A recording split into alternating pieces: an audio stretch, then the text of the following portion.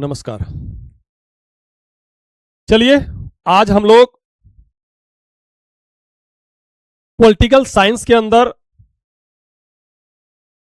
अनुसूची के बारे में आज हम लोग जानेंगे। अनुसूची क्यों बनाया गया? अनुसूची क्योंकि वैसा प्रावधान जो संविधान के अनुच्छेद में नहीं है, वैसा प्रावधान जो संविधान के अनुच्छेद में नहीं दर्शाया गया है, उस प्रावधान को अनुसूची में दर्शाया गया है। इसलिए संविधान वेता अनुसूची को बनाया है, क्योंकि अगर कोई प्रावधान अनुच्छेद में नहीं दिया गया है तो उसका चर्चा अनुसूची में किया गया है। भारतीय संविधान में कुल 12 अनुसूची अभी वर्तमान में है, लेकिन अगर हम लोग देखें तो मूल संविधान में कुल 8 अनुसूची था, कुल 8, लेकिन वर्तमान में कितने हैं? 12।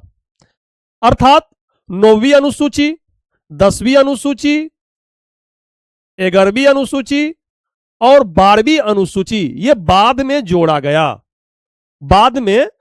गया। चलिए हम लोग जानते हैं इन 12 अनुसूची के बारे में, जिससे कि आगामी एग्जाम में कोई भी प्रश्न छूटे नहीं। चलिए शुरू करते हैं।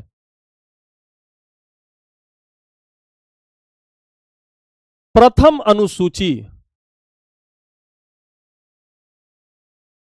अनुसूची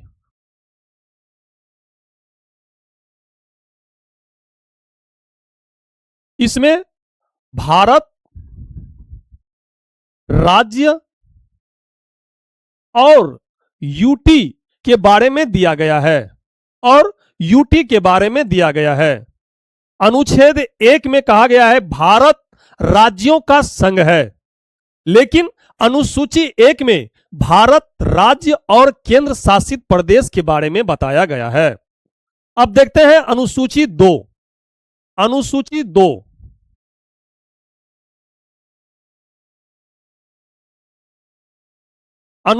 2 हम लोग अब देखते हैं। अनुसूची 2 नाम से ही स्पष्ट होता है, दो क्या दो पैसा दो, अर्थात इसमें विभिन्न पदाधिकारियों का वेतन के बारे में चर्चा है। जैसे राष्ट्रपति का वेतन, संसद का वेतन, राज्यपाल का वेतन, विधायक का वेतन, इन सभी के वेतन के बारे में दूसरा अनुसूची में दिया गया है। लेकिन अगर हम लोग देखें तो प्रधानमंत्री और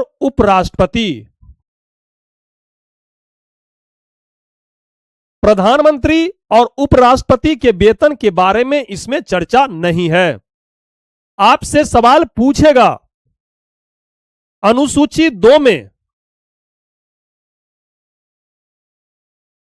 किसके वेतन के बारे में चर्चा नहीं है। अगर प्रधानमंत्री ऑप्शन में हो तो आंसर हो जाएगा, अगर उपराष्ट्रपति ऑप्शन में हो तो आंसर हो जाएगा।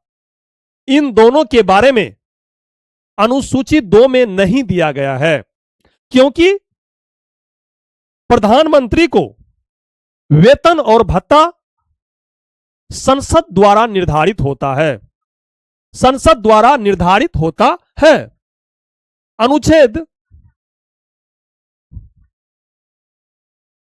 अनुच्छेद 75 का क्लोज 6 के तहत प्रधानमंत्री को वेतन और भत्ता संसद के तौर पे मिलता है। और अगर हम लोग उपराष्ट्रपति के बारे में देखें तो उपराष्ट्रपति को वेतन राज्यसभा सभापति के रूप में मिलता है। राज्यसभा सभापति के रूप में मिलता है। उपराष्ट्रपति का वेतन कितना है? 4 लाख। कितना है? 4 लाख रुपया महीना। प्रधानमंत्री को वेतन संसद के तौर पे मिलता है, जो मंत्रियों के वेतन और भत्ते अधिनियम 1952 के तहत मिलता है। मंत्रियों के भत्ते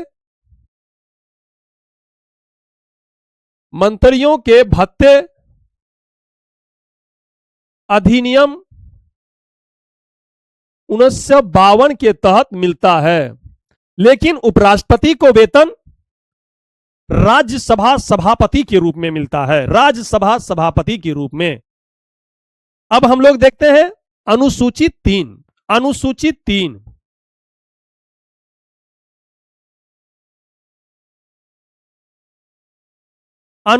3, अनुसूची 3 में शपथ के बारे में दिया गया है।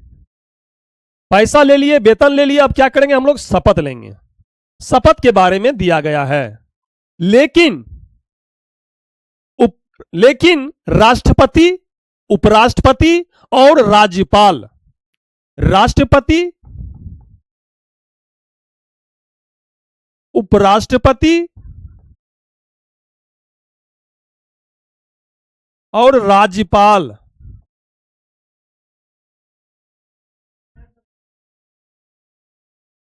इन तीनों के बारे में अनुसूची 3 में चर्चा नहीं है। क्यों नहीं है? क्योंकि इन तीनों के बारे में अनुच्छेद में चर्चा है, ना कि अनुसूची में। जैसे हम लोग देखें तो राष्ट्रपति अनुच्छेद 60 में इसकी चर्चा है शपथ का, और इसका उपराष्ट्रपति का 69 में चर्चा है, और राज्यपाल का 159 में है। 159 में है, 159 में है। अब देखते हैं हम लोग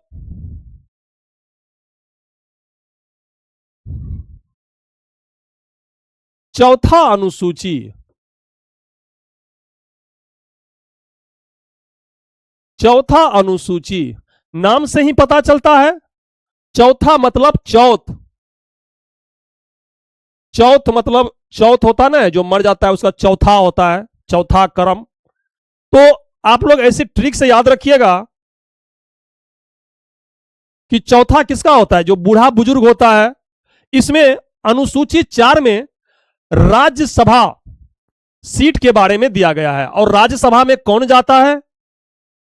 जो बूढ़ा व्यक्ति होता है, जो अनुभवी व्यक्ति होता है, जिसका उम्र 30 वर्ष से ज्यादा हो, यानी 30 वर्ष होना चाहिए उम्र।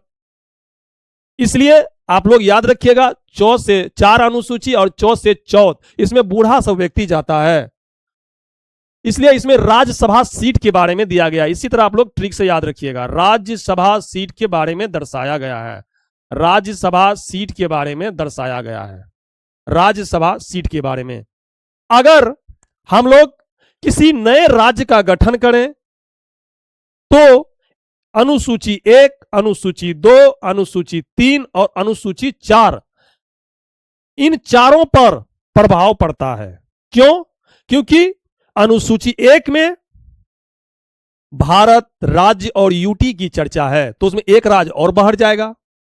फिर दूसरा में देखिए 2 यानी वेतन, तो उसमें जो नया राज्य बनेगा तो उसमें राज्यपाल आएगा, मुख्यमंत्री आएगा, विधायक आएगा, तो उसका वेतन आ जाएगा, तो उसमें संशोधन करके वो भी जुड़ जाएगा। फिर तीसरा अनुसूची में क्या है? शपथ के बारे में चर्चा है, तो शपथ भी लेगा, जो राज्य का मुख्यमंत्री होगा नया राज्य का, उसमें भी जुड़ेगा, और राज्यसभा सीट भी बढ़ेगा। यानी कि अगर नए राज्य का गठन होता है तो अनुसूची 1, अनुसूची 2, अनुसूची 3 और अनुसूची 4 में भी परिवर्तन होगा। अब हम लोग देखते हैं 5वीं अनुसूची। 5वीं अनुसूची, 5वीं अनुसूची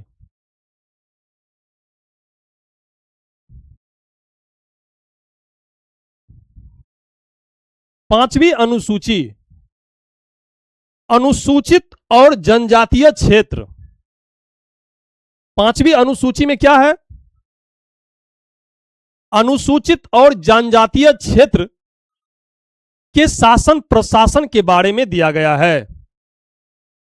इन क्षेत्रों में शासन प्रशासन राष्ट्रपति के द्वारा किया जाता है। राष्ट्रपति 5वीं अनुसूची के अंतर्गत राष्ट्रपति 5वीं अनुसूची के अंतर्गत जनजातीय सलाहकार परिषद जनजातीय सलाहकार परिषद का गठन करता है। आपसे सवाल पूछेगा कि किस अनुसूची के तहत राष्ट्रपति जनजातीय सलाहकार परिषद का गठन करता है, तो 5वीं अनुसूची के तहत। या आपसे सवाल यह भी पूछ सकता है कि जनजातीय सलाहकार परिषद का गठन कौन करता है, तो राष्ट्रपति करता है। राष्ट्रपति करता है 5वीं अनुसूची में।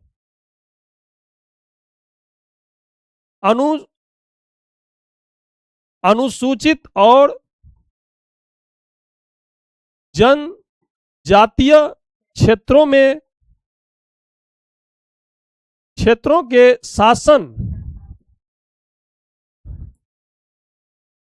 शासन प्रशासन के बारे में दिया गया है।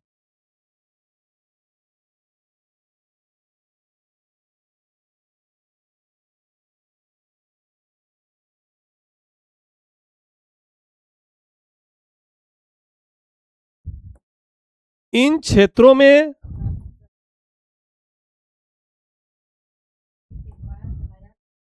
शासन प्रशासन राष्ट्रपति के द्वारा चलाया जाता है।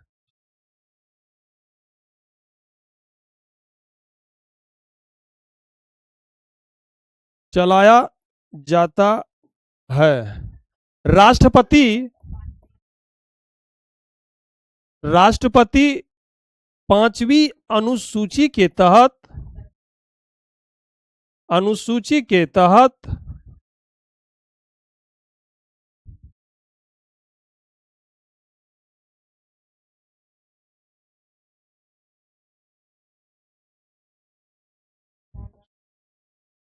जनजातीय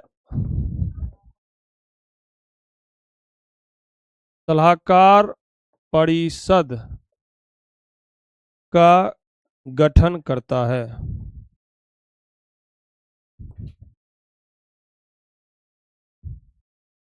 पांचवी अनुसूची में दिया गया है कि अनुसूचित और जनजातीय क्षेत्रों के शासन प्रशासन में राष्ट्रपति भागीदारी करता है। राष्ट्रपति, इन क्षेत्रों का शासन प्रशासन कौन करता है, तो राष्ट्रपति करता है। और राष्ट्रपति 5वीं अनुसूची के तहत जनजातीय सलाहकार परिषद का गठन करता है। जनजातीय सलाहकार परिषद का गठन करता है। चलिए अब देखते हैं 6ठी अनुसूची।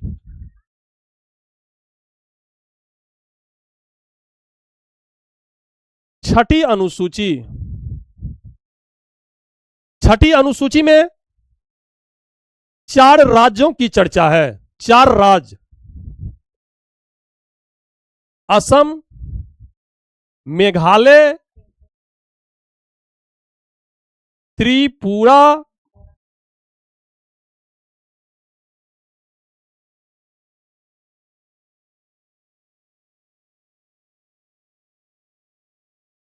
मिजोरम की चर्चा है।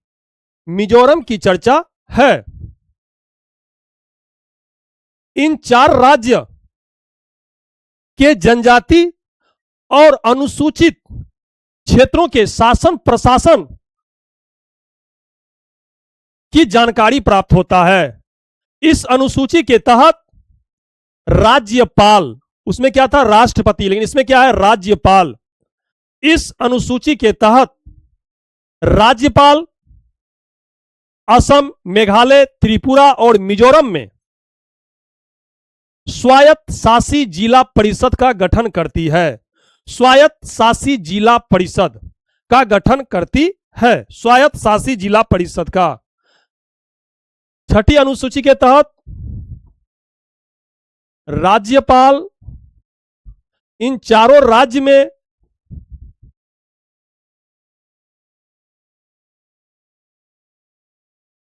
स्वायत्त शासी जिला परिषद स्वायत्त शासी जिला परिषद का गठन करता है। स्वायत्त शासी जिला परिषद ये क्या है? ये क्या है स्वायत्त शासी जिला परिषद? ये परिषद असम, मेघालय, त्रिपुरा और मिजोरम के जनजातीय बहुल क्षेत्रों में कार्य करती है। स्वायत्त शासी जिला परिषद असम, मेघालय, त्रिपुरा और मिजोरम के जनजातीय बहुल क्षेत्र में कार्य करती है। अगर इसका हम लोग पावर देखें, इसका पावर क्या है, शक्ति क्या है, तो यह परिषद अपने क्षेत्र के भीतर कानूनी प्रक्रिया कर सकता है और न्यायिक प्रक्रिया भी कर सकता है, प्रशासनिक प्रक्रिया भी कर सकता है। यह भूमि, वन, शिक्षा, स्वास्थ्य आदि के बारे में प्रबंधन करता है। अगर इसका हम लोग संरचना देखें, एक स्वायत्त जिला परिषद में कुल अधिकतम अगर देखें हम लोग, एक स्वायत्त जिला परिषद में अधिकतम अगर हम लोग देखें, अधिकतम 30 सदस्य होता है। कितना? 30 सदस्य, जिसमें 4 सदस्य जो होता है ये राज्यपाल के द्वारा नियुक्त होता है और बाकी 26 सदस्य जो होता है ये वयस्क मताधिकार पे होता है। वयस्क मताधिकार पे इसको चुना जाता है, वयस्क मताधिकार पे। और इसका कार्यकाल कितना होता है? तो 5 वर्ष का होता है। कार्यकाल अगर हम लोग देखें तो कितना दिन का होता है? 5 वर्ष का होता है। 5 वर्ष का होता है। जैसे अगर हम लोग देखें मेघालय में गारो हिल्स, गारो वहां पे पर्वत भी है मेघालय में, गारो हिल्स स्वायत्त शासी परिषद, गारो हिल्स स्वायत्त शासी जिला परिषद। मिजोरम में अगर हम लोग देखें तो चकमा स्वायत्त शासी जिला परिषद। अगर हम लोग असम में देखें तो बोडोलैंड स्वायत्त शासी जिला परिषद, स्वायत्त शासी जिला परिषद। फिर हम लोग 7वीं अनुसूची अब देखते हैं। 7वीं अनुसूची में इसमें लिस्ट दिया गया है, 3 लिस्ट का चर्चा है 7वीं अनुसूची में। संघ सूची, राज्य सूची और समवर्ती सूची के बारे में इसमें चर्चा है। अगर हम लोग देखें संघ सूची, राज्य सूची और समवर्ती सूची, अगर हम लोग देखें मूल संविधान में संघ सूची में कुल 97 विषय था, लेकिन अभी वर्तमान में अगर हम लोग देखें तो वर्तमान में अभी 100 है। कितना है? 100। अगर हम लोग राज्य सूची में देखें, मूल संविधान में राज्य सूची में 66 विषय था, लेकिन अभी कितना है? इसमें 61 विषय है। वही अगर हम समवर्ती सूची में देखें, समवर्ती सूची में मूल संविधान में कुल 47 विषय था, लेकिन अभी कितना है? 52 विषय। यहां जो आप देख रहे हैं 5 विषय घटा हुआ है, 5 विषय घटा हुआ है। यही 5 विषय उठकर यहां जुड़ गया है, 47 5 52। यही 5 विषय जुड़ यहीं से घटाकर यहां जोड़ दिया है। 42वां संविधान संशोधन 1976 के तहत 5 विषय को राज्य सूची से हटाकर समवर्ती सूची में डाल दिया। वो 5 विषय कौन सा है? वन्य जीव अभयारण्य,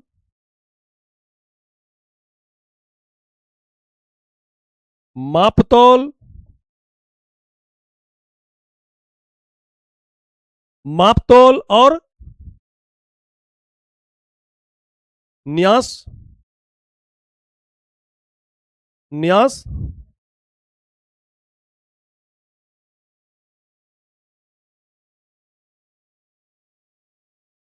न्यास प्रशासन, और पांचवा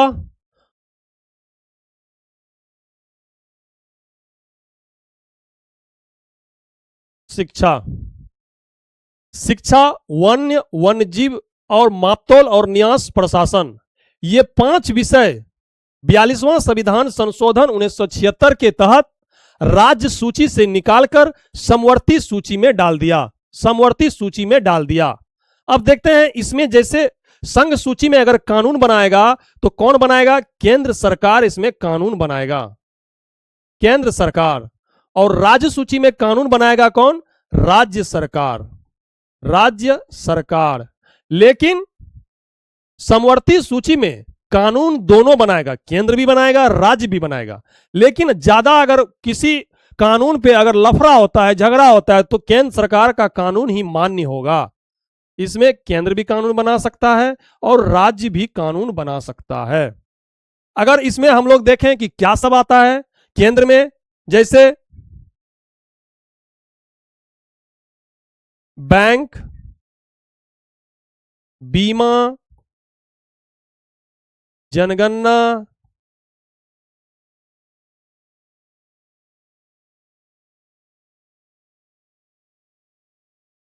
विदेशी कार्य, पासपोर्ट, रक्षा, सेना, उसके बाद रेलवे, रेलवे,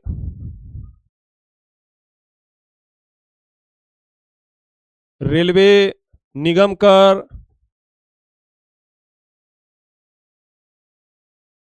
टैक्स, वायदा बाजार इत्यादि। एक टेलीविजन भी लिख लो, टेलीविजन इत्यादि। जबकि राज्य सूची में अगर हम लोग देखें, भूमि, भूमि पे हम लोग कृषि किए,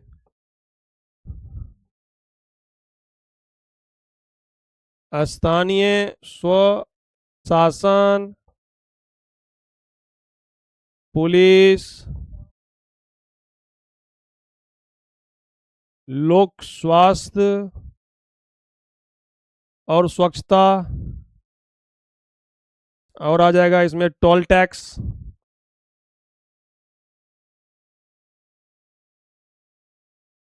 टोल टैक्स। उसके बाद गैस भी आ जाएगा। चलिए इतना ही ठीक है। उसके बाद समवर्ती सूची में ये 5 विषय आएगा, शिक्षा, वन्यजीव अभ्यारण्य, मापतोल, न्यास परिषद। उसके बाद आ जाएगा जनसंख्या विवाह,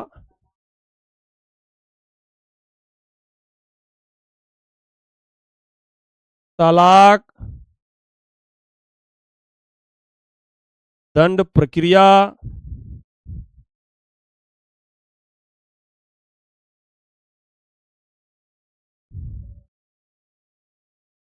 आर्थिक नियोजन, परिवार नियोजन,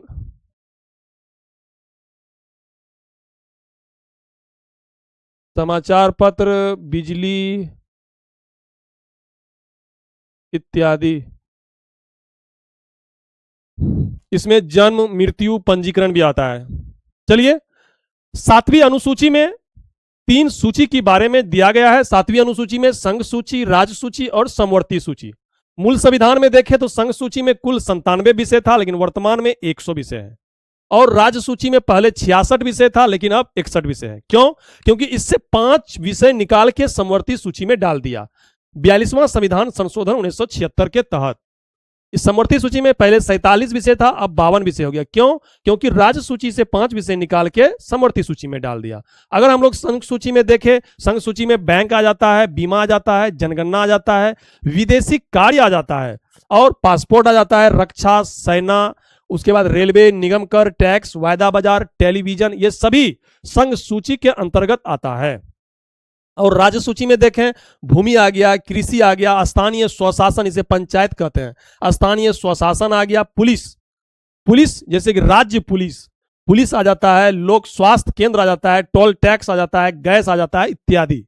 जबकि समवर्ती सूची में हम लोग पहले 5 विषय ये याद रखेंगे, वन, वन्यजीव, मापतोल, न्यास प्रशासन, शिक्षा, फिर देख लेंगे जनसंख्या, विवाह, तलाक, दंड प्रक्रिया, बिजली, आर्थिक नियोजन, परिवार नियोजन, समाचार, जन्म मृत्यु प्रमाण पत्र इत्यादि। इन सभी के बारे में 7वीं अनुसूची में दिया गया है। लेकिन एक होता है अवशिष्ट सूची। अवशिष्ट सूची, अवशिष्ट सूची में, अवशिष्ट सूची पर भी कानून बनाता है केंद्र सरकार, जिसकी चर्चा अनुच्छेद 248 में है। 7वीं अनुसूची में शामिल नहीं है, लेकिन अवशिष्ट सूची का चर्चा अनुच्छेद में दिया गया है, अनुच्छेद 248 में। अनुच्छेद 248 में एक होता है अवशिष्ट सूची।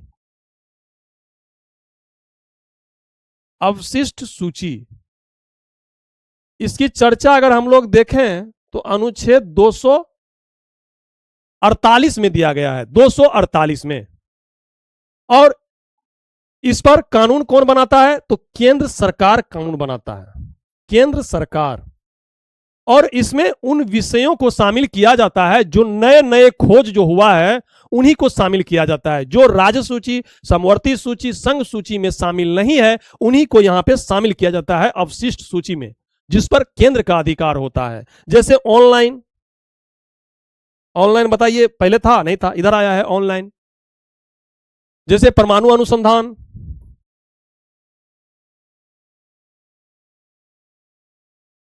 परमाणु अनुसंधान, इन सभी के इन दोनों के बारे में अगर हम लोग देखें कहां है तो अवशिष्ट सूची में, अवशिष्ट सूची में।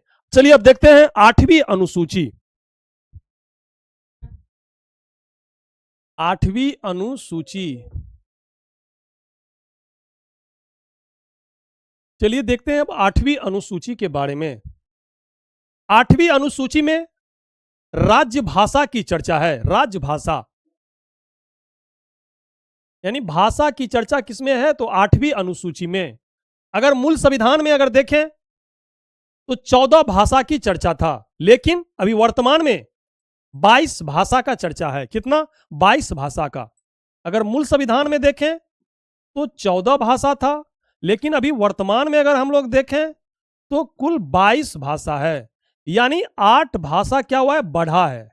इन 8 भाषा को जो बढ़ाया गया है किसी न किसी संविधान संशोधन के तहत बढ़ाया गया है। जैसे 21वां संविधान संशोधन अधिनियम 1967 के तहत सिंधी भाषा को जोड़ा गया। अगर आपसे पूछे कि 15वीं भाषा कौन सा जोड़ा गया तो सिंधी भाषा जोड़ा गया। किस संविधान संशोधन के तहत? 21वां संविधान संशोधन अधिनियम 1967 के तहत। फिर 71वां संविधान संशोधन अधिनियम 1992 के तहत 3 भाषा जोड़ा गया, नेपाली,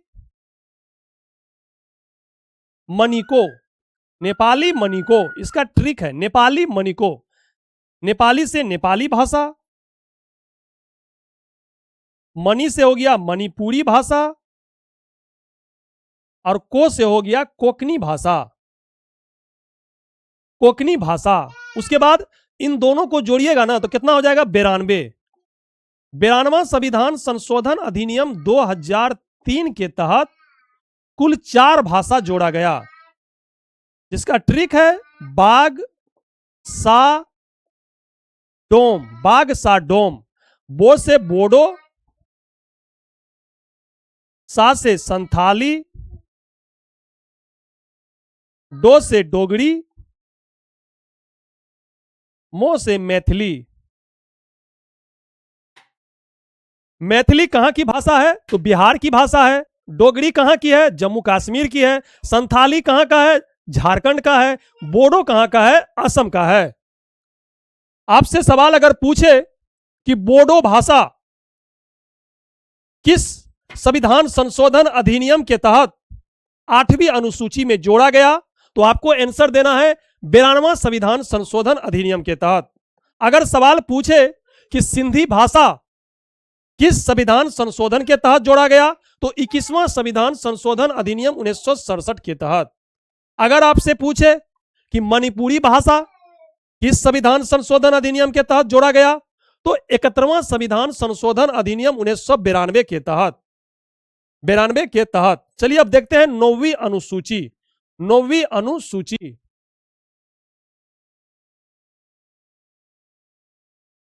नौवीं अनुसूची,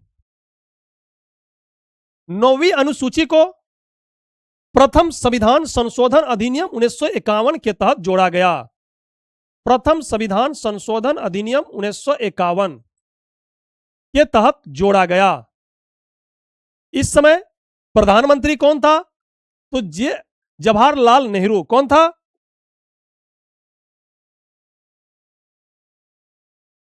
जवाहरलाल नेहरू। जवाहरलाल नेहरू। 9वीं अनुसूची में कौन सा विषय है? तो भूमि सुधार के बारे में दिया है। भूमि सुधार। भूमि सुधार। यह तो हो गया एक मोटा मोटी जानकारी, लेकिन आपको जानना है इसके बारे में। 9वीं अनुसूची से और सवाल बनता है। 9वीं अनुसूची, प्रथम संविधान संशोधन अधिनियम 1951 के तहत इसे जोड़ा गया। इस अनुसूची का मुख्य उद्देश्य क्या है?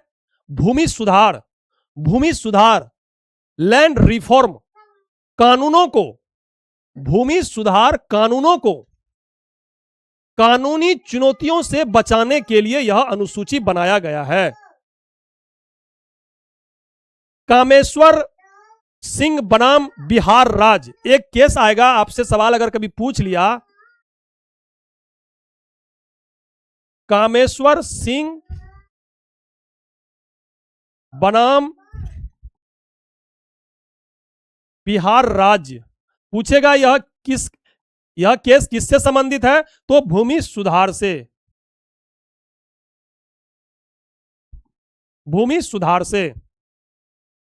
कामेश्वर सिंह बनाम बिहार राज्य में भूमि सुधार कानूनों को चुनौती दी गई थी, जिसके बाद इस कानून के तहत भूमि सुधार को चुनौती दी गई थी, जिसके तहत सरकार ने 9वीं अनुसूची लाकर भूमि सुधार को 9वीं अनुसूची में डाल दिया।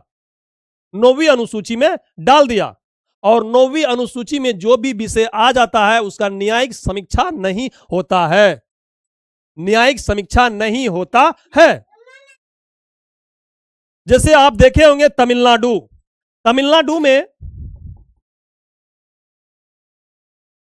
तमिलनाडु में पहले 50% आरक्षण था, लेकिन इसे बढ़ाकर 69% कर दिया।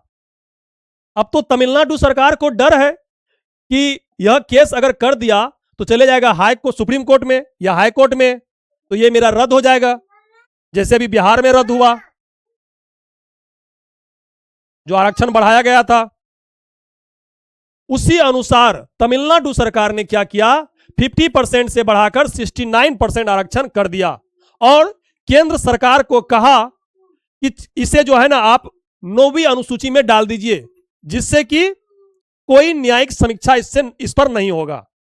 तो केंद्र सरकार ने क्या किया? 76वां संविधान संशोधन अधिनियम 1994 के तहत 76वां संविधान संशोधन अधिनियम 1994 के तहत इसे 9वीं अनुसूची में डाल दिया। इसे क्या किया? 9वीं अनुसूची में डाल दिया। 9वीं अनुसूची में डाल दिया। फिर आगे देखते हैं कि 9वीं अनुसूची में और क्या चीज का चर्चा है। लेकिन वर्ष 2007 में वर्ष 2007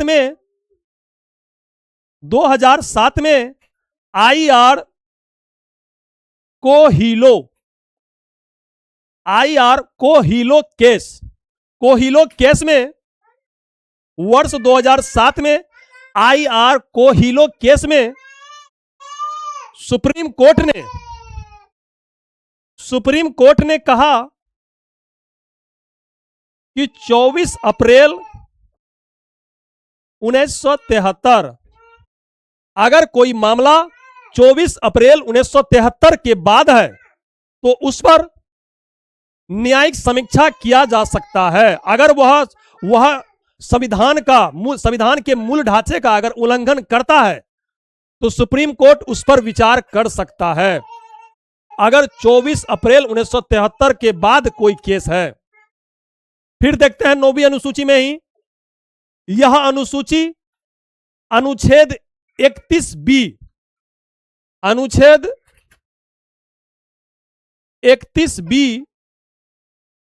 31B से जुड़ा हुआ है, जो यह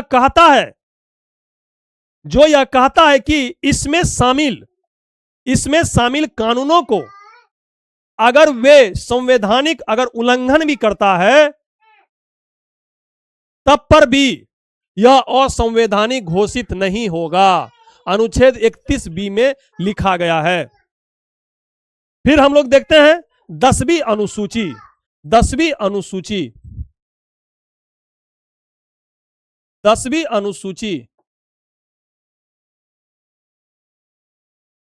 नाम से ही पता चलता है। 10वीं 2 से 10, 2 से दल बदल। इसे 52वां संविधान संशोधन अधिनियम 1985 के तहत जोड़ा गया। और इस समय प्रधानमंत्री कौन थे? तो राजीव गांधी थे। कौन थे? राजीव गांधी थे। जैसे अभी जस्ट कुछ दिन पहले राघव चड्डा जो राज्यसभा सांसद है, अपने साथ 7 सांसद को लेकर आम आदमी पार्टी से बीजेपी में शामिल हो गया। तो दल बदल के आधार पर उसका सांसद ही जाना चाहिए, हटना चाहिए, लेकिन नहीं। इसमें एक बात और कहा गया है। इसी बात का फायदा उठाकर राघव चड्डा ने अकेले नहीं, अपने साथ 6 व्यक्ति को और ले गया, जिससे कि उसकी सदस्यता ना जाए। क्या लिखा गया है, चलिए हम लोग देखते हैं। मान के चलिए अगर कोई कैंडिडेट संसद में जीत गया है, अगर जैसे आम आदमी पार्टी और बीजेपी, आम आदमी पार्टी के पास कितना सांसद था? तो 10। अगर कोई सदस्य, अगर किसी पार्टी का सदस्य 1/3 सदस्य, अगर किसी पार्टी का 1/3 सदस्य, कितने? 1/3 सदस्य अपने पार्टी को छोड़कर अगर दूसरे पार्टी में चले जाए तो उसकी सदस्यता रद्द नहीं होगा। लेकिन 91वां संविधान संशोधन अधिनियम 2003 के तहत, 91वां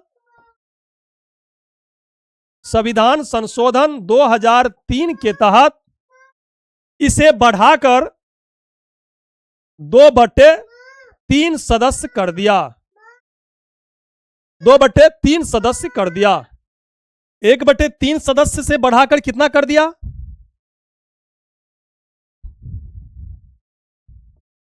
1/3 सदस्य से बढ़ाकर 2/3 सदस्य कर दिया।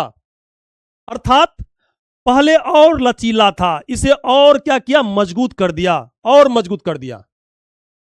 पहले 1/3 सदस्य जाता था तो सदस्यता रद्द नहीं होता था, तो ये कम था, 1/3 आदमी चले भी जाता था। लेकिन 2/3 कर दिया तो और मजबूत कर दिया। 2/3 सदस्य जाना चाहिए, तब आपका सदस्यता बचा रहेगा। 91वां संविधान संशोधन अधिनियम 2003 के तहत यह प्रावधान किया। इसी प्रावधान को नजर में रखकर राघव चड्डा, आम आदमी के पास कितने थे? आम आदमी पार्टी के पास 10 सांसद थे। 10 का 2/3, 3 दूनी 6, लमसम 7, यानी 66%, लमसम मानिए 66%। लेकिन गया कितना, 10 में 7 चले गया, यानी 70% चले गया, यानी कि 7 सांसद चले गया। तो इस नियम का पालन भी हो गया, इससे ज्यादा है, इससे इस नियम का पालन भी हो गया, यानी कि सदस्यता रद्द नहीं होगा। अगर अकेले जाता राघव चड्ढा आम आदमी पार्टी को छोड़ के बीजेपी में, तो उसकी सदस्यता रद्द हो जाती। बहुत तेज निकला राघव चड्ढा, उसकी सदस्यता क्या हो जाता, रद्द हो जाता। चलिए देखते हैं 11वीं अनुसूची। 11वीं अनुसूची, 11वीं अनुसूची को 73वां संविधान संशोधन अधिनियम 1992 के तहत इसे जोड़ा गया। और इसमें क्या है, पंचायती राज के बारे में है, पंचायती राज विषय के बारे में। और पंचायती राज में कुल कितने विषय है, तो 29 विषय है, कुल 29 विषय है। फिर देखते हैं 12वीं अनुसूची। 12वीं अनुसूची, 12वीं अनुसूची 74वां संविधान संशोधन अधिनियम 1992 के तहत इसे जोड़ा गया, 1992 के तहत इसे जोड़ा गया। और इसमें क्या चीज का चर्चा है, नगर पालिका के बारे में, नगर पालिका की इसमें चर्चा है। और नगर पालिका में कुल 18 विषय है। कितना विषय है, 18 विषय है, कुल 18 विषय है, कुल 18 विषय है, कुल 18 विषय है। हम आपको अभी क्या पढ़ाए, अनुसूची 1, अनुसूची 1 में हम आपको पढ़ाए, इसमें भारत, राज्य और केंद्र के बारे में चर्चा है। अनुसूची 2, यानी 2 क्या दो, वेतन, पैसा दो। तो 2 में किसकी चर्चा है, वेतन। लेकिन प्रधानमंत्री और उपराष्ट्रपति का वेतन छोड़कर इसमें सभी का वेतन दर्शाया गया है। फिर प्रधानमंत्री और उपराष्ट्रपति के वेतन के बारे में चर्चा क्यों नहीं है, क्योंकि उपराष्ट्रपति को वेतन राज्यसभा सभापति के रूप में मिलता है और प्रधानमंत्री को वेतन एक संसद सदस्य के तौर पे मिलता है, संसद सदस्य के तौर पर, जिसकी चर्चा अनुच्छेद 75 के 6 में है, 75 के सरक्लोज 6 में है। फिर देखते हैं तीसरी अनुसूची। तीसरी अनुसूची में शपथ की चर्चा है, शपथ की। लेकिन तीसरी अनुसूची में राष्ट्रपति, उपराष्ट्रपति और राज्यपाल के शपथ की चर्चा नहीं है। क्यों नहीं है, क्योंकि राष्ट्रपति के शपथ की चर्चा अनुच्छेद 60 में है, उपराष्ट्रपति के अनुच्छेद 69 में है, राज्यपाल का शपथ का चर्चा अनुच्छेद 159 में है, अनुच्छेद 159 में है।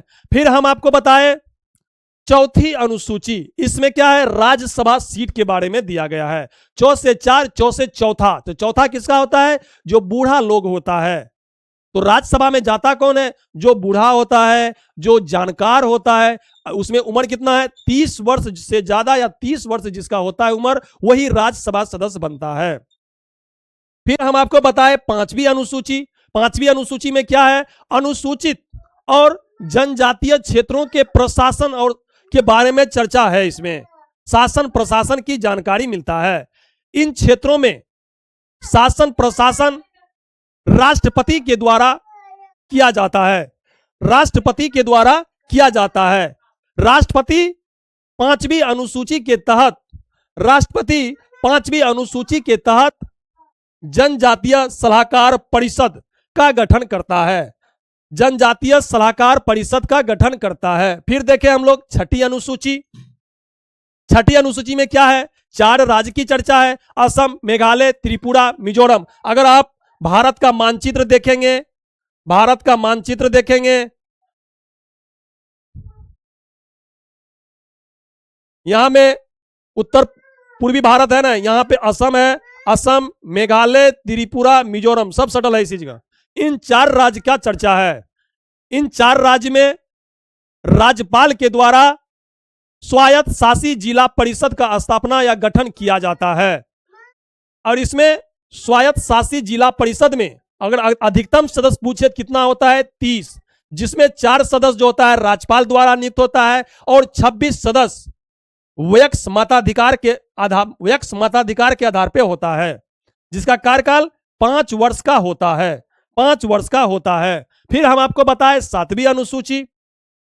7वीं अनुसूची में सूची दिया गया है, 3 सूची की चर्चा है, संघ सूची, राज्य सूची और समवर्ती सूची। संघ सूची अगर हम देखें मूल संविधान में 97 थे, लेकिन वर्तमान में 100। राज्य सूची पहले कितना था? 66, अभी कितना है? 61। समवर्ती सूची पहले 47, अभी 52। यही जो 66 से 61 हुआ, 5 विषय घटा, इसे 42वां संविधान संशोधन 1976 के तहत 5 सूची को निकाल के समवर्ती सूची में डाल दिया। तो कौन कौन सा विषय था? शिक्षा, वन जीव, मापतौल और न्यास प्रशासन, न्यास प्रशासन। फिर हम देखते हैं संघ सूची में कौन सा विषय आता है? केंद्र सरकार, संघ।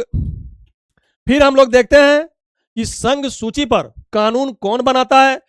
केंद्र सरकार। राज्य सूची पे राज्य सरकार और समवर्ती सूची पे केंद्र और राज्य दोनों बनाता है।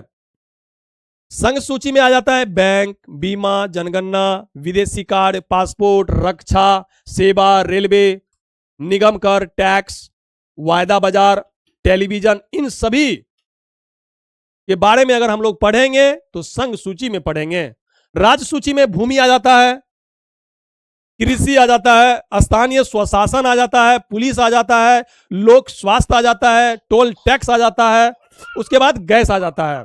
जबकि समवर्ती सूची में हम लोग देखें वन जीव, मापतौल, न्यास प्रशासन, शिक्षा, ये 5 विषय राज्य सूची में था पहले, लेकिन इसे हटाकर कहां डाल दिया? समवर्ती सूची में।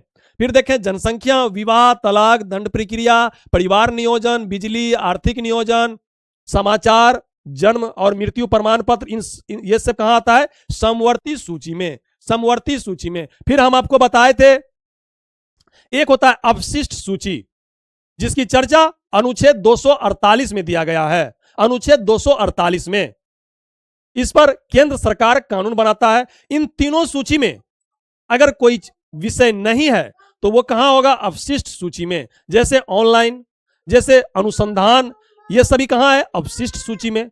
फिर देखें हम 8वीं अनुसूची।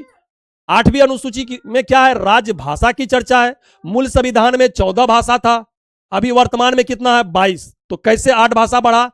21वां संविधान संशोधन अधिनियम 1967 के तहत सिंधी भाषा को जोड़ा गया। फिर 71वां संविधान संशोधन अधिनियम 1992 के तहत नेपाली मणिको यानी नेपाली, मणिपुरी और कोंकणी भाषा को जोड़ा गया। फिर हम लोग देखें 92वां संविधान संशोधन अधिनियम 2003 के तहत बाग सा डोम, इसका ट्रिक है बाग सा डोम, बोडो, संथाली, डोगरी और मैथिली भाषा को जोड़ा गया। फिर हम लोग देखें 9वीं अनुसूची। 9वीं अनुसूची इसे प्रथम संविधान संशोधन अधिनियम 1951 के तहत जोड़ा गया और इस समय प्रधानमंत्री कौन था? तो पंडित जवाहरलाल नेहरू था। और इसमें क्या चीज की चर्चा है? तो भूमि सुधार की चर्चा है, भूमि सुधार की चर्चा है। एक केस है कामेश्वर सिंह बनाम बिहार राज्य, यह किससे संबंधित है? भूमि सुधार से। यही केस के चलते यह 9वीं अनुसूची लाया गया। फिर तमिलनाडु में 50% से बढ़ाकर आरक्षण 69% कर दिया। यह इस पर न्यायिक चुनौती नहीं आए, इसलिए तमिलनाडु सरकार ने केंद्र सरकार से आग्रह किया कि इसे आप 9वीं अनुसूची में डाल दीजिए। 76वां संविधान संशोधन 1994 के तहत इसे क्या किया? 9वीं अनुसूची में डाल दिया। अब इस पर कोई न्यायिक समीक्षा नहीं होगा। फिर हम देखते हैं 2007 में एक केस आया था आई.आर. कोहिलो केस आया था, जिसमें सुप्रीम कोर्ट ने कहा 24 अप्रैल 1973 के बाद अगर कोई कानून संविधान का उल्लंघन या मूल ढांचे में किसी भी प्रकार का परिवर्तन होता है तो उस पर न्यायालय समीक्षा कर सकता है, न्यायालय समीक्षा कर सकता है। फिर हम लोग देखिए 10वीं अनुसूची। 10वीं अनुसूची यानी दल बदल, इसे 52वां संविधान संशोधन अधिनियम 1985 के तहत जोड़ा गया। इस समय प्रधानमंत्री राजीव गांधी थे। अगर किसी पार्टी का 1/3 सदस्य अगर छोड़ के किसी दूसरे पार्टी में चले जाता है तो उसकी सदस्यता रद्द नहीं होगा। लेकिन 51वां संविधान संशोधन अधिनियम 2003 के तहत इसे बढ़ाकर 2/3 सदस्य कर दिया। अर्थात अब किसी पार्टी से अगर 2/3 सदस्य छोड़कर अगर दूसरे पार्टी में चले जाए तो उसकी सदस्यता नहीं जाएगा। जैसे अभी कुछ दिन पहले राघव चड्ढा अपने साथ 6 सांसद यानी 7 सांसद, आम आदमी के पास कितने था, आम आदमी पार्टी के पास 10 सांसद, जिसमें 7 सांसद चले गया यानी 70% चले गया, 2/3 से ज्यादा चले गया। इसलिए राघव चड्ढा अभी भी संसद बने हैं, इसलिए उसकी सदस्यता रद्द नहीं हुई। फिर हम देखते हैं 11वीं अनुसूची। 11वीं अनुसूची इसे 73वां संविधान संशोधन अधिनियम 1992 के तहत जोड़ा गया। इसमें क्या चीज का चर्चा है, पंचायती राज विषय के बारे में इसमें बताया गया है। और पंचायती राज में कितने विषय हैं, तो कुल 29 विषय हैं। फिर 12वीं अनुसूची को हम लोग देखेंगे। 12वीं अनुसूची 74वां संविधान संशोधन अधिनियम 1992 के तहत इसे जोड़ा गया। और इसमें क्या चीज का चर्चा है, तो नगर पालिका की चर्चा है, नगर पालिका की। इसमें कितने विषय हैं, तो 18 विषय हैं। कितने विषय, 18 विषय हैं, 18 विषय हैं, 18 विषय हैं। आपको यह क्लास कैसा लगा आप कमेंट में जरूर बताइएगा। यह पीडीएफ हम अपने टेलीग्राम चैनल पे डाल देंगे, आप वहां से डाउनलोड कर लीजिएगा। जय हिंद।